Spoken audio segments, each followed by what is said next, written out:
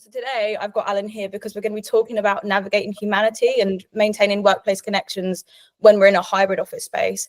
With more work coming like more and more online, forming connections and demonstrating authenticity is also kind of evolving, and it requires innovation to bring out people's best selves. There's obviously lots of probably standard answers that we can give. We've obviously got, our teams, we've got our line manager capability. We're trying to foster connection by, regularly meeting if we can, formulating connections in person from time to time in the office when that's possible. We've got Slack channels that we use.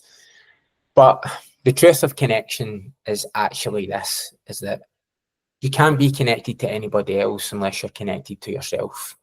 And you'll often hear me talk about the importance of working on yourself. It's like there's a saying, like, work more on yourself than you do on your job. Why do people say that? Well, that is what it's about. It's about fostering connection to yourself. When we are connected to ourselves, when we know ourselves, when we're aware of our blind spots, when we're aware of our triggers, this allows for the barriers to come down. And why does that matter? Well, it all begins at an individual level. We're like a big soup and we're all playing our part, like a rich tapestry of things that are going on culturally.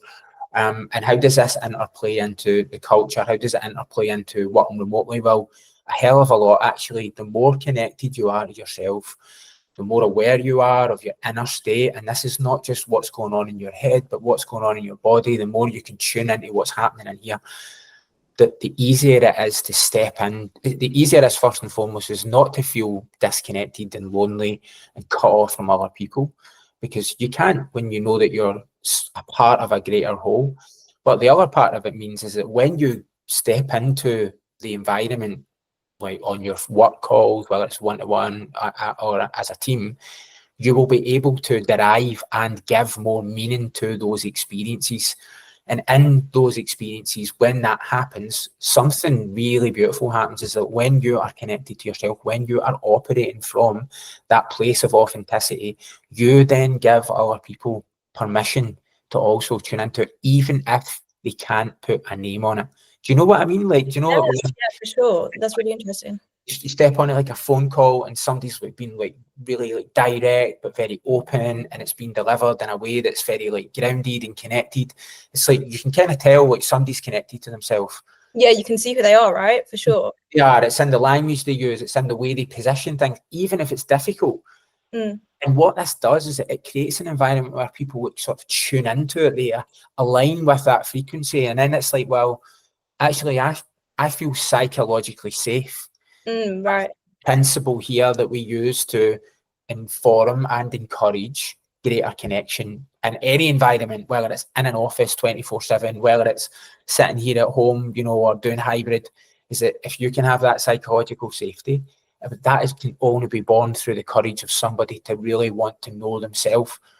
And here's the kicker: this world that's emerging now with AI, there will be a period of time when there's like an identity crisis, because so many people have been identified with their analytical mind. What I mean by that is I am my job. I am the thoughts that my mind tells me. And I think that all of that will begin to be like slowly stripped away as AI naturally operates at a higher level than human beings. But where we differentiate is that we have this innate ability to read context and connect with each other on a level that AI can. And so that requires us to know ourselves. So that's, I think, some roundabout way, that's the answer to the question, is what. That's how you stay connected in any environment, whether you're sitting in. Because look, we've all sat in offices in the past and felt intensely lonely. Felt like we didn't have any connection with anybody. So physical presence means absolutely nothing. The secret is actually already in here, and that's the only person who can be responsible for that is you. Yes, we can encourage it, we can foster it like we do. We promote, I speak, I write blogs, I share quite openly with employees. I try to create a culture of transparency where, I bring people into our decision-making process. Why are we choosing to pay people this way, for example? Why do we make decisions around performance? Like bringing people into that so that they're informed. But ultimately, we're not responsible for your reactions to those things. Only you can be. And that's where the work really begins, and that's where the beauty of really building a connected culture starts too. Definitely. And I think the people that are most grounded in themselves actually uplift the room the most as well. You can tell immediately when they come in, they're the most charismatic, you know, because they're comfortable being themselves, and that really shines through. Exactly. Okay, so the second question is, how do you encourage authenticity and openness among teams, especially when communication is mostly digital? Yeah, well, I mean, I suppose it's sort of playing into very similar, yeah, very similar to what I was saying is we're all seeking meaning in our, right? That's why we're here. Yeah, like, look, there's a ton of other reasons. We all have life goals, and that we all want to earn money, for example. We all want to do nice things and be able to gift others. But at the core of it, we are seeking purpose for our life. And along with that purpose, I think something that's also incredibly important is authentic connection. Not the surface level connections that sometimes we encounter it in our lives, right? And I think that in the workplace, we spend so much time here, is that there's a part of us that seeks that deeper, authentic connection. And now I talk about this a lot. It's authenticity without being unprofessional. You know, you don't have to come into your work and trauma dump on every person or bring them into every thought or emotion that you may be navigating. But if you can contain all of that which is going on inside of yourself, and you can find expression for it in a safe environment in the workplace, and that's kind of like what it comes down to, is that that's the places where we let our guard down. It's back to our psychological safety example, is that safe environments allow us to take our guard down. They allow us to take the armor off. And I want to say this for anybody that's listening so that you understand what that actually mean by that, is that at some point on your journey, you chose to armor up. You chose to protect yourself, and that was a very natural thing that you had to do. It could have been from childhood, could have been from previous employers, you know, from difficult experiences you've had. But at some point, we've chosen to wear a suit of armor, put a mask on, and try to show up as who we think the world wants us to be. But underlying that, there's underneath the surface, there's tension is bubbling about who we really are and what we really want. And I think the interesting thing, or the cool thing I think is happening now, is more people are getting switched on to the power of the workplace and allowing this power to emerge. And more of what I see and feel is that there is a shift towards getting the armor off, you know, for us actually to be human, to present ourselves without perfectionism, to present ourselves as our whole self, you know, and bring in our honesty of our vulnerabilities. And in that, we create strength. And I think that the biggest driver of that in organizations is leaders. Yeah, for sure. This has to be modeled by leaders. There's no point in me, right, coming on here and talking about all of this. I'm speaking because, well, number one, I'm not just an HR professional, I'm a coach. I'm also a very experienced facilitator. I've worked with hundreds of people. I've witnessed people go through deep levels of change in many different aspects of life. And at the core of it, this is done best when leaders model this, when they step forward with courage, which is why you will often hear me talk about all of this stuff. I'm not just on here as a talking head. I live and breathe this. I embody this every single day. And by the way, that's not me saying I'm perfect, far from it. But I'm also open about my own vulnerabilities, about my own gaps, my own blind spots that I know exist. But when you do that, when you can step forward with courage as a leader, you create a container for others. Leadership is about containment. How much you can contain for your team, how much of their humanity is allowed to come forward, and for you to be able to hold that without reacting, without being triggered. This doesn't mean no difficult conversations. This doesn't mean placating people when, you know, maybe they've overstepped a boundary. Far from it.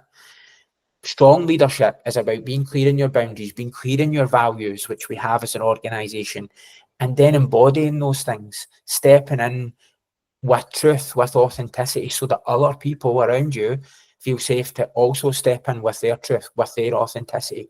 And your job as a leader is to contain all of that. because there are people who think very differently from you, and your job is not to react. Your job is to listen and to respond in the right way, and to lead your team and to guide them and to help them come to the answers by themselves as well. You know, like that sort of authoritarian type approach and control-based leadership, that's finished. That's completely finished now. People want more. People want to be more connected to themselves. We're here to talk about, you know, maintaining our humanity in the workplace, but that requires containing all of our humanity, not just the positive, creative, performative aspects of what we can do in terms of like delivering value, but also like the gnarly, uncomfortable stuff that we have to navigate. Right. Waking up in a bad mood, or somebody triggering you because they don't agree with your perspective. And so it's like we all have to do that, but we need people to model those behaviours. We need people to lead with maturity. And that's where leaders come in. They're the biggest like focal point of ensuring that organisationally you create an environment where there can be high performance, but where there can be authenticity. I totally agree. And I think the more comfortable and authentic the leader, the more comfortable and authentic the team, you can see it straight away. It makes such a difference. And then you can see it on the other end of the spectrum in a negative way. When you have this bad sort of enclosed leader, the team is also quite emotionally enclosed and uncomfortable being themselves. So yeah, that's really, really insightful. Thank you. And then finally, do you believe OnSecurity's flexible hybrid model helps with our employee satisfaction? And like looking ahead just in general, do you see the flexible hybrid model be in the future for like most businesses that prioritize employee well-being and stuff? It's a really difficult one. I'll start from the latter. I can't speak for what's going on in other industries, and I'm not going to pretend that there aren't jobs that are just better executed in an office environment and or around mentorship. Like I genuinely believe that it's something that some roles really do require, like a sense of camaraderie and or a sense of like mentorship to allow people to like evolve and grow. Do I believe that people can perform and, you know, produce high level outputs and you know and add value to an organization remotely? No, I've never struggled to form connection through a screen, and when I meet people in person, it doesn't feel any different for me, at least anyway. But I'm not everybody, right? So let's get into the general terms. I believe that our model works really, really well for our people. I think that we have a lot of variance. You know, we have like our testers, for example, then we have a development team, and then also we have our enablement teams around that who support, and we're all located in different places. I think that when you strip it back, if you look at our scoring, right, so you look at the progress that we've made in the market, obviously we got our funding last year and we've kept on since then, and you know, we're continuing to build and be an industry leader in terms of the technologies we're deploying and the customers we're supporting. But the other side of that is that, you know, our most recent retention rate was 94.6. Wow. That's an incredible number of people who are staying with the organisation, and that was over a rolling 12-month period. And our employee net promoter score in our last survey was 8.9 out of 10. Yeah, that was great. I remember that. Yeah. So that's, you're just like two metrics that kind of highlight where people are at in terms of their support and or alignment with the organisation, the sentiment, so to speak, that speaks volumes in terms of like how people perceive their experience here on security. And I think that tells a story about a lot of different things, about the way we lead, the way we work together, but also it speaks to the model that we've got. It's never been something that people have ever really complained about, if that makes sense. And we give a lot of flexibility, but we ask a lot in return. And I think from my perspective, I wouldn't personally want to be any other way. I really value this amazing gift, is the way I like to think about it. Because I do know that there are organizations calling people back to offices. You know, I do know that there are jobs that just cannot be done from home. And, you know, from my own perspective, I just hold gratitude every single day about the opportunity that I have to be able to work from home and be able to like have the flexibility to, you know, to switch on the laptop. I do stuff in the morning early before I kind of take the kids to school. I do school pickups, so it means like stepping out, but also I'm getting to do things that have been transformational for me as a father, as a dad, as a partner, these are like gifts, and these are the things that also come into play. And that's why that in a lot of the recent surveys that have been done around employee benefits, the number one thing that people want is flexibility and work from home. Like that, obviously other benefits like sick pay and stuff like that, they are obviously hugely important, but you'll find most people really value flexibility, the opportunity to work from home, the opportunity to wrap work around their life. And so our CEO Connor talks about this. He doesn't say work-life balance, it's more life-work balance, and it's recognizing that we all have lives going on outside of work, but that actually we can wrap our work around it. We can still be incredibly valuable to OnSecurity, to our employer. We can still progress our career. We can still be as connected and as successful as anybody else who may be sitting in an office 5 days, but that can be done in this remote environment. So I think that it's just about that concerted effort, making sure that communication stays high, so ensuring that people are getting things transparent as much as they possibly can, that you're having regular connection calls, and either through your manager, through your team, through leadership. So all hands, for example, is a big way that we do it, and making sure that there's a constant flow of communication happening through the organisation. And at the core of it, we're asking people to be adults. We're asking people to be grown-ups. That's the culture we are creating here. Be a grown-up, work remotely, take control of your own workload, take control of your own career development, take control of how you communicate, take control of the feedback, listen, and that, and how we join the dots, and that has to happen. You have to be invested, is basically what I'm getting at. And I think that's the secret. That's at the core of it. Yeah, definitely. The thing is there are organizations who are still stuck in the old control methods. So they want people to take responsibility, but they don't recognize that the leadership methodologies that they're using and the personalities they've got leading their teams and their business not aligned with allowing people to take responsibility, because it's all top-down, fear-led. Yeah. And what we want to try and do is shift away from that and make it about, radical responsibility and accountability for the role that you're doing and the way that you show up. And that's why at the very start I says work more on yourself than you do on your job. That it comes full circle, right? Yeah. Exactly. Yeah.